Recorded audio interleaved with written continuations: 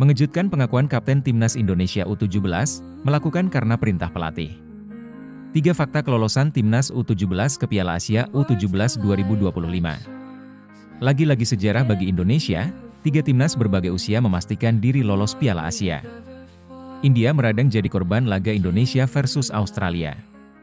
Laga Indonesia versus Australia jadi sorotan, FIFA ubah peraturan. Timnas Indonesia U17 dapat sorotan atas aksi mereka pada babak kedua laga melawan Australia. Menurut Kapten Putu Panji Apriawan, apa yang dilakukan pemain sudah sesuai dengan instruksi tim pelatih. Bagi Indonesia maupun Australia, imbang jadi hasil ideal. Sebab, kedua negara sama-sama lolos ke Piala Asia U17 2025. Australia jadi juara grup G dan Indonesia jadi salah satu runner-up terbaik. Di sisi lain, jalannya laga Indonesia dan Australia dapat sorotan tajam dari warganet. Sebab, pada babak kedua, kedua tim terkesan bermain aman. Pada bagian akhir babak kedua, Indonesia memilih bertahan di daerah sendiri. Di kubu Australia, mereka memilih menahan bola dan tidak mengambil resiko. Jadi, laga berjalan sangat unik. Sesuai dengan strategi pelatih, ya kita bermain menunggu, mengandalkan counter attack kita. Kita juga tidak menyangka bahwa Australia akan menahan diri untuk menyerang, ucap Putu Panji Apriawan. Akhirnya kita mengikuti tempo permainan Australia yang hanya mengandalkan passing-passing di bawah saja, sambung Putu Panji Apriawan. Saat pemain Australia memainkan bola di wilayah sendiri, pemain Indonesia tak melakukan pressing yang cukup untuk bisa merebut bola. Australia juga tidak berupaya untuk menerobos pertahanan Garuda Muda. Terlepas dari situasi yang terjadi pada laga lawan Australia, Putu Panji Apriawan senang Indonesia lolos ke Piala Asia U17 2025. Menurutnya, sukses tersebut sesuai dengan pengorbanan anggota tim untuk bisa mencapai prestasi ini. Saya sangat mengapresiasi tim yang sudah berjuang keras, rela meninggalkan sekolah, rela meninggalkan kedua orang tua kita maupun keluarga untuk waktu yang sangat lama, ucap Putu Panji Apriawan. Setelah 3 bulan kita meninggalkan mereka, ini hasil yang sangat memuaskan karena kita bisa lolos ke Piala Asia U17 2025 untuk nanti bermain di Arab Saudi, sambung pemain dengan nomor punggung 4 tersebut. Sementara, kelolosan Timnas Indonesia U17 ke Piala Asia U17 2025 ini membawa 3 fakta menarik. Pertama, meski lolos sebagai runner-up, Timnas Indonesia U17 punya catatan pertahanan terbaik. Dari 3 pertandingan kualifikasi, gawang mereka tidak kebobolan. 3 kali clean sheet jadi bukti kukuhnya pertahanan tim. Sosok di bawah Mister Dava Al-Ghassemi banyak menuai pujian, karena dia selalu jadi pilihan utama. Kedua, saat melawan Australia, Timnas Indonesia U17 memilih tampil bertahan. Mereka melakukan serangan balik cepat ketika mendapatkan bola pada babak kedua, juga hampir sama. Bedanya, Zahabi Goli dan kawan-kawan tidak terlalu agresif melakukan pressing kepada Australia yang menguasai permainan.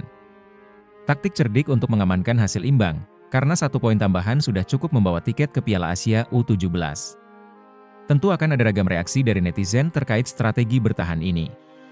Terakhir, dari data yang terupdate di kelompok usia U17, Indonesia dan Australia sudah 6 kali bertemu. Itu termasuk laga yang berlangsung di Kuwait semalam. Dari head-to-head, Australia masih unggul. Mereka menang 5 kali, sekali imbang dan kalah. Pertandingan terakhir di Kuwait jadi kali pertama yang berakhir tanpa gol. Sebelumnya, selalu dihiasi dengan banyak gol, seperti di Piala AFF U17 2008 silam. Keberhasilan Timnas Indonesia U17 lolos ke putaran final Piala Asia U17 2025 melengkapi kiprah 2 tim Garuda lainnya, yaitu tim senior dan U20, yang juga sudah memastikan diri bakal berlaga di Piala Asia edisi terdekat. Timnas Indonesia U17 lolos ke putaran final Piala Asia U17 2025 setelah menjadi salah satu dari 5 runner-up terbaik di fase kualifikasi. Tim Garuda Muda menjadi runner-up grup G setelah bermain imbang tanpa gol melawan Australia di laga terakhir, Minggu, 27 Oktober 2024. Timnas Indonesia U17 akan berlaga di Piala Asia U17 2025 pada April tahun depan.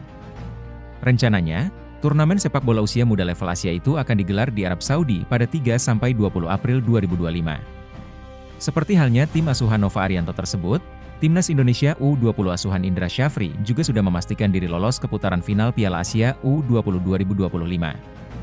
Memainkan fase kualifikasi pada 25 hingga 29 September 2024 di Stadion Madia, Senayan, Timnas Indonesia U20 mengungguli Yaman, Timor Leste, dan Maladewa untuk lolos ke putaran final Piala Asia U20 2025.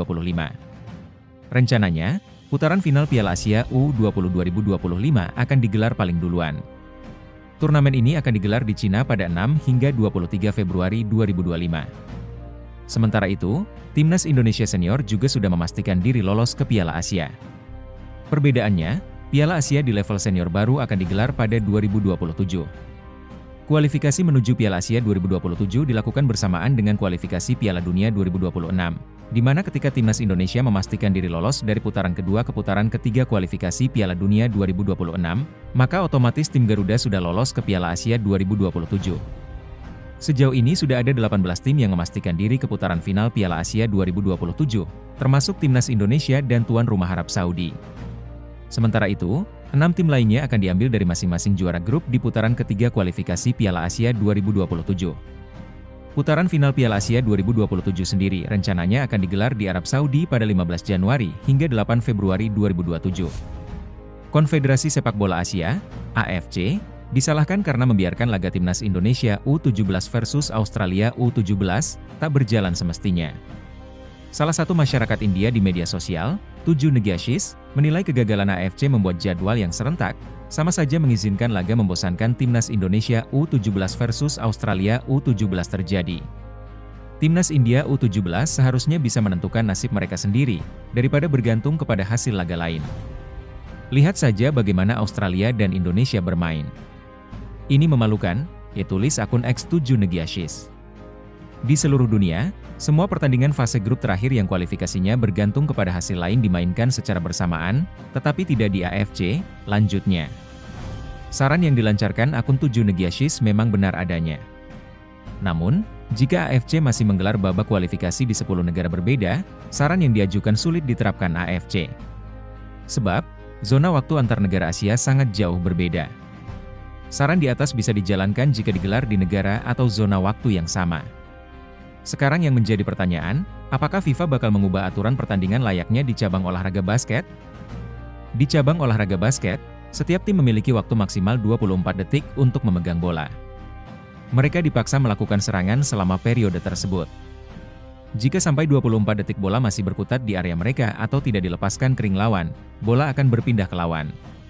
Sebelumnya, FIFA juga mengubah aturan back pass kelar final Piala Eropa 1992.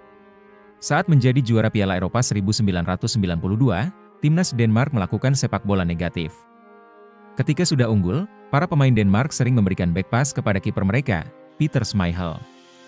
Peter Schmeichel pun langsung memegang bola dan membiarkan bola beberapa detik di dekapannya. Dari aturan itulah, saat ini kiper tidak boleh menangkap bola hasil back pass rekan sendiri. Jika tidak sengaja bola ditangkap, akan terjadi pelanggaran atau layaknya dianggap handsball.